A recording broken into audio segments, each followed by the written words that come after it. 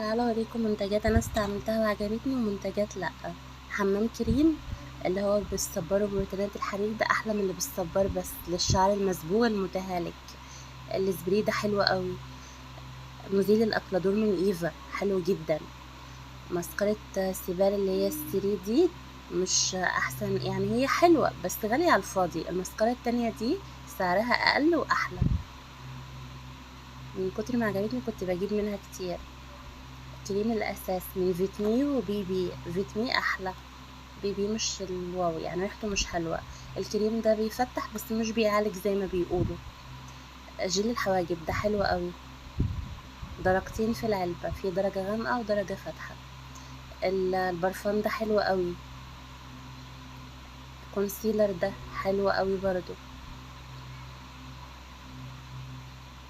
غسول الوش ده حلو قوي لدرجة ان انا مخلصاه. ده ابشع حاجة انا استعملتها، بينشف الرجلين ومش حلو خالص. المخمرية من مية سينما حلوة جدا جدا وثباتها حلو، بيدوم ليوم كامل تقريبا.